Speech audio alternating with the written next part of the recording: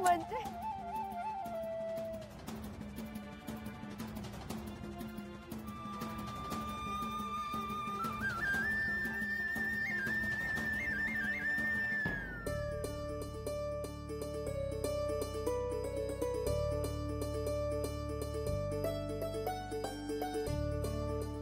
बघ कसा आहेस रे. अगं म्या बरा आहे ग, पण तुला असं मोर बघून मला आता काय वाटतं या, ते तुला नाही समजणार बघ. हे म्हणजे कशी आहेस पोरी? बरं आहे. ये बा आज चल.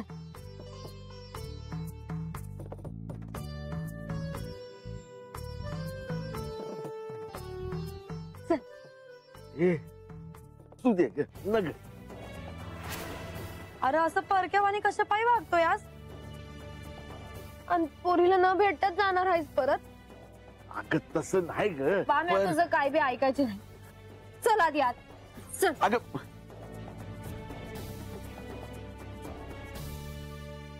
हे ठेवातच. ये म्हणजे जा पाणी आण. दवाना बा.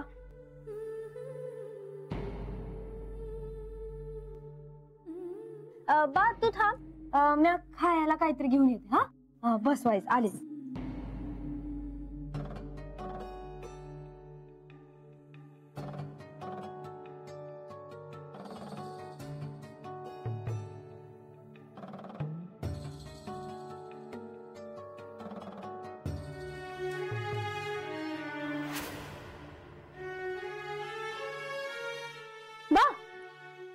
अरे असा हात खाली का बसला आहेस? चल उठ. या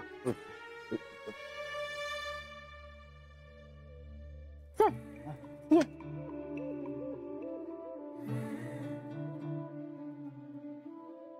बस हात. अगं असू दे ग, मी हातच आहे बघ बा. काय बागू, या अशा मोठ्या वाड्यामध्ये आता पतूर मी कधी आलो नव्हतो बघ.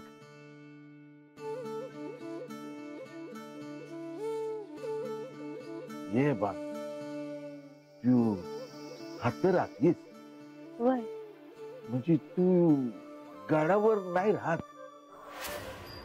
अरे आजा, देवांनी बानूसाठी बांधून दिला हा यो वाडा.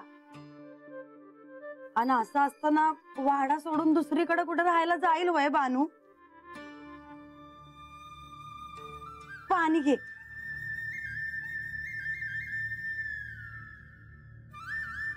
हे बी खरंच आहे म्हणा.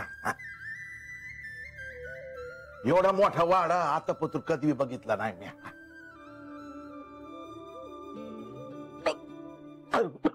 बा दमाना.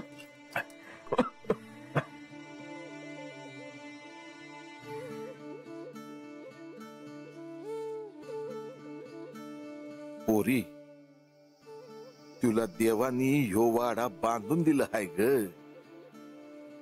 पर तू त्यांच्या संग गडावर राहत नाही हेच खरं आहे बघ. असं कसं घडू शकतं या गडावर? आणि आई तेही तुझ्याकडून? तुला राग येण्याचं कारण काय? तू ज्यांना अतिथी म्हणत होतीस ते कोण आहेत हे कळल्यानंतरही तू असं म्हणतेस? हो, कारण ते या जेजुरी गडावर श्री खंडेरायांचे अतिथी म्हणून आले होते. त्यांची केवळ एवढीच इच्छा होती की त्यांची भेट व्हावी. स्वागत आदरातिथ्य तरी दूरची गोष्ट, पण त्यांची भेटही होऊ शकली नाही. का केलंस तू असं? म्हाळसा, आपण हे आज जाऊन बोलूयात का? इथे सगळ्यांना देखत नको. सगळ्यांच्या देखतच घडलं नाही. आता यांना सामोरं कसं जाऊ मी? तुझं म्हणणं तरी काय? मी त्यांचं स्वागत करायला हवं होतं की पंचोपचारी पूजा करायला हवी होती? तुझ्याकडून हे अपेक्षित नव्हतंच. पण जेव्हा तुला हे कळलं की ते बानूचे वडील आहेत, तेव्हा तू मला बोलवायला हवं होतंस. मी आले असते आणि मी पाहिलं असतं काय करायचं आहे ते. काय करणार होतीस तू? तूही तेच केलं असतंस जे मी केलं आहे. मी असं कधीही वागले नसते. त्यांना बोलून त्यांचा अपमान करून माझ्या पदरात काय पडणार आहे? आणि जे घडायचं आहे ते घडून गेलं आहे. जे घडून गेलं त्याला तेही कारणीभूत आहेत. त्यांना कळायला नको होतं की ते त्यांच्या मुलीचं लग्न कोणाशी लावून देत आहेत. ते स्वतःहून इथे आले होते आणि त्यांना जे आज न उद्या कळणार होतं ते मी आत्ता सांगितलं एवढंच. पण हा सगळा दोष माझ्यावर येणार, जो मला नको आहे.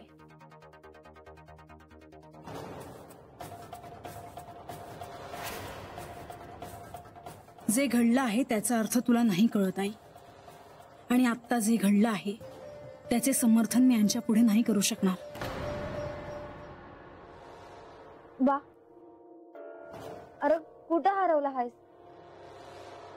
इतक्या दिवसांनी भेटतोय आज मला आणि असं गपगुमान उभा आहेस होय र? हे बा, वस्तीवर ना तुझी लय आठवण येते बघ मा. ना तर समद घर खायला उठतं बघ मा. तू घरला असायची ना, तो समद घर कसं भरलेलं वाटायचं.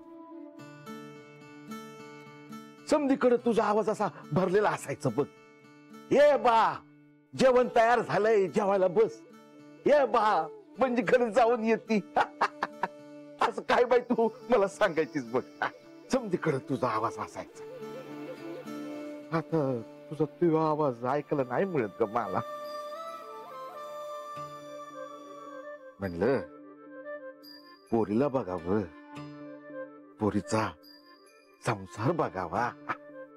हे बा, तुझा संसार कसा चाललाय ग? अरे कसा चालला आहेस म्हणून काय विचारतोयस बा? अरे माझ्यासारखं भाग्यवान कोणी नसल बघ. अरे देवांसंग लगीन झालं हाय माझं. अजून काय हो मला? अगं ते आहेच की, पर मला वाटलं होतं की तू गाडावर राशीला समजन संग.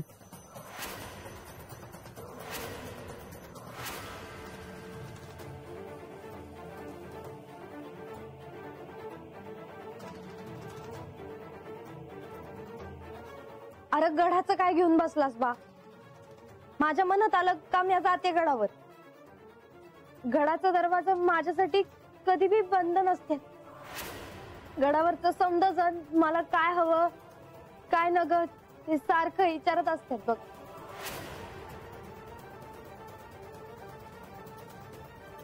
होय का? वय तर म्या म्हणत तेच जेवण होतं बघ गडावर. आणि म्या जेवल्या बिगर कुणी बी जेवत नाही गडावर. होय. आणि म्हाळसा देवी त्या बोलतात का तुझ्या संग? म्हाळसाताई, म्हाळसाताई तर मला गडावरनं खालीच येऊ देत नाहीत बघ बा. पण मलाच नाही करमत तर मग मी त्यांचा निरोप घेऊन खाली येते. त्या मला म्हणतात का मी आई येते तुझ्या संग. पण म्या म्हणते कशा पाय, तुम्ही मोठे हायसा, तुम्ही वर गडावर थांबा. म्या हनुमाळसाताई सारख्या बोलत असतो बघ बा.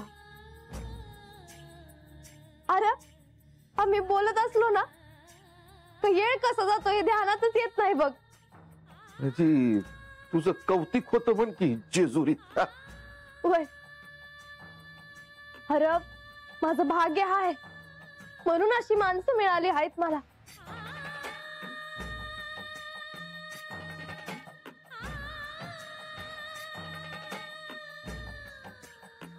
बानू, अग बा हाय म्या तुझा.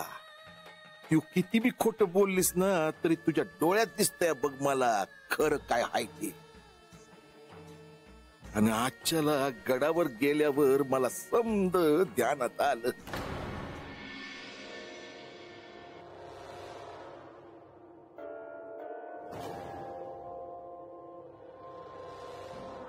तू मला बोलवलंस? आई तू काय केलंयस याची तुला कल्पना आहे ना? हो. मला तुझ्याकडून शिकण्याची आवश्यकता नाही. गडावर आलेल्या अतिथींचा तो अपमान केला आहेस. ही अनुमती तुला कोणी दिली? तू कोणाविषयी बोलते तुला कळतंय ना? हो, ते अतिथी म्हणजे बानूचे वडील होते. आणि तरीही तरीही त्यांचं स्वागत व्हायला हवं होतं. म्हाळसा ज्यांनी तुला सवत आणली त्यात ह्यांचाही सहभाग होता. तो विषय वेगळा आहे. म्हाळसा, आधी अक्कांना काय म्हणायचंय ते ऐकून तरी घे. म्हाळसा, थंड डोक्याने विचार कर, म्हणजे तुला सगळं कळेल. देवांनी तुला सांगणं की विशेष अतिथी येणार आहेत, ते त्यांना खूप प्रिय आहेत. तू भारावून जाणं, त्यांच्या स्वागताची तू तयारी करणं आणि ते बानूचे वडील आहेत हे तुझ्यापासून लपवून ठेवणं, हा सारा डाव आहे. बानूला स्वीकारणं तुला भाग पडावं म्हणून हे सगळं सुरू आहे.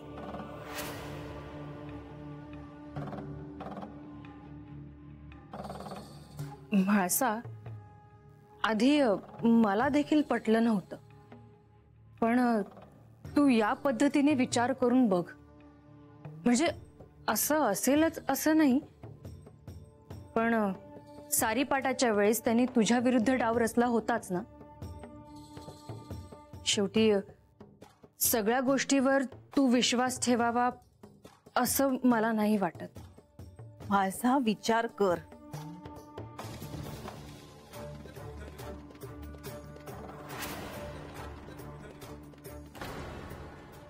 हे समजा असं आहे बघ बा, माझ्यासारखी भाग्यवान म्याच आहे.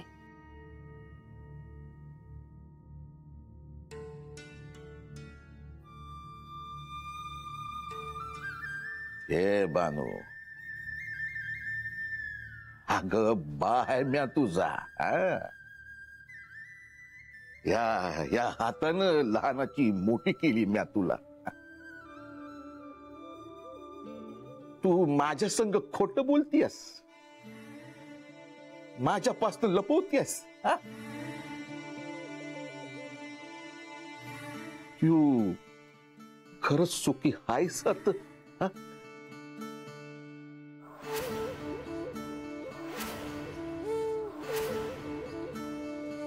अगं इतका मोठा गड सोडून तू आता एकलीच राहतीस, तेव्हा शब्द ध्यानात आलं होतं बघ माझ्या.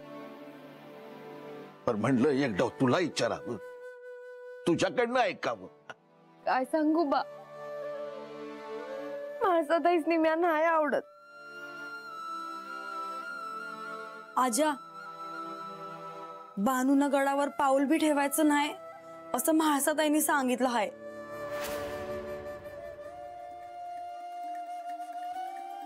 पण माझ्या पही देवासनी हो समजा त्रास होतो या बघ. देवासनी भेटायचं राहूनच गेलं बघ. मग देवासनी सांगावा धाडू का? नाही, नका नका. गडावर जाऊन आलोय म्या.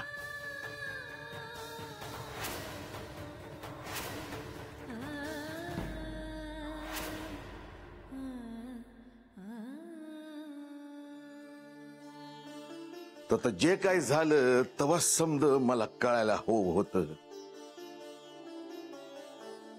काय झालं तत बा, सांग मला. बा सांग मला, काय झालं? तुला कोणी काही बोललं का? अरे बोल की, असा गप राहू नगस.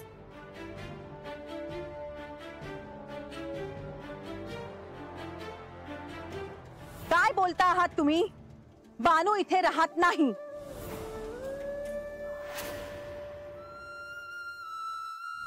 आणि देवांची एकच पत्नी आहे, ती म्हणजे म्हाळसा, माझी लेक. तुम्हाला कळालं नाही? तुमच्या लेकीला सवत म्हणून पाठवू नये ते? कसला मोह झाला तुम्हाला? सत्तेचा, कीर्तीचा की संपत्तीचा? हाताच्या तगडावर जाते आणि माझ्या बा संग असं का वागले ते विचारते मी त्यासनी. हे बानू, असं खोळ्यावानी वागू नगस.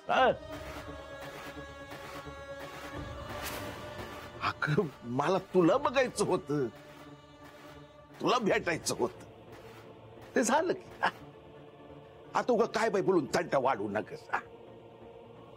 अगं म्या हातनं जाईन ग, पण तुला हातच राहायचं आहे. तवा धीरानं घे पोरी, असं वागू नगस. अरे पर येतो म्या. अरे आत्ताच आला आहेस, पण लागलीच चाललं हसवाय बा. अगं बानू, अगं पोरीच्या सासरी राहणं चांगलं दिसत नाही हा?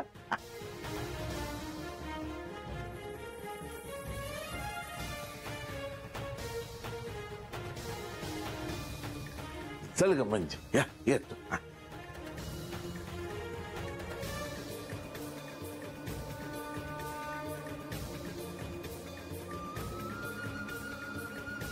बानू, तुझं देवासंग लगीन झालं आहे. तू देवाची बायको आहेस. तुला एकच सांगतो, तुझ्या पायी देवासनी त्रास होईल असं वागू नगस. येतो मी, हा?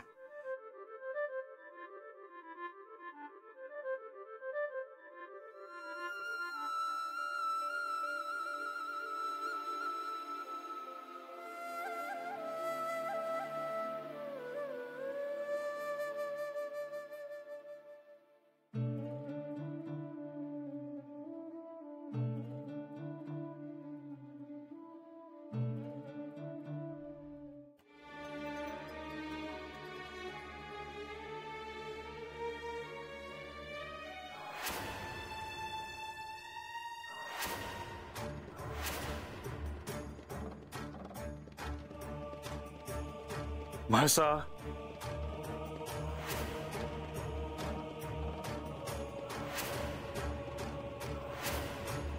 तुला काही सांगायचे आहे? हो, मला तुम्हाला एक महत्वाची गोष्ट सांगायची होती, पण तुम्ही ध्यानात होतात म्हणून मी तुमची साधना भंग केली नाही. मी जरी ध्यान लावून बसलो असलो तरी माझ्या सभोवर काय चालले आहे हे मला कळत असते म्हाळसा. ते मला ठाऊक आहे आणि म्हणूनच मी तुम्हाला भेटायला आले. जेजुरीत मला भेटायला आलेल्या अतिथीला माझं दर्शन न घडता अपमानित होऊन इथून जावं लागलं हेच सांगायला आली होतीस ना? येणाऱ्या अतिथीच्या स्वागतासाठी मी सगळी तयारी केली होती, पण आईच्या आग्रहामुळे मी कक्षात आले आणि त्यातच हे सारं घडलं. असं जे घडायचं होतं ते घडून गेलं.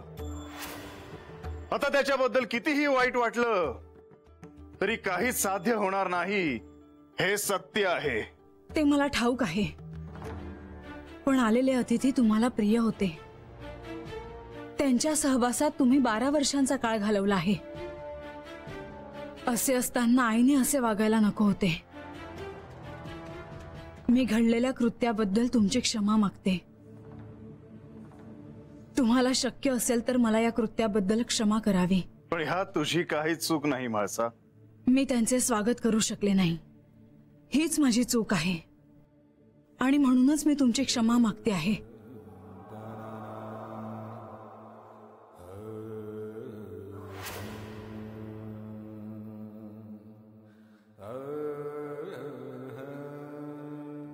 अजमेर, तू जेजुरीत आलास आणि तुझी आणि माझी भेट होणार नाही असे होणार नाही.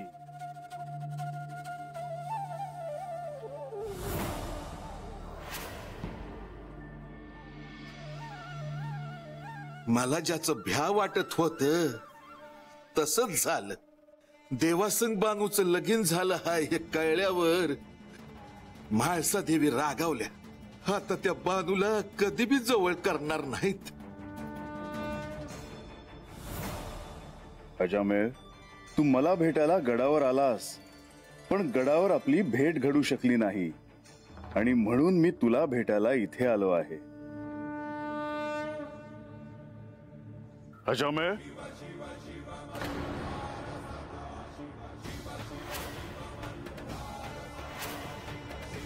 देवा,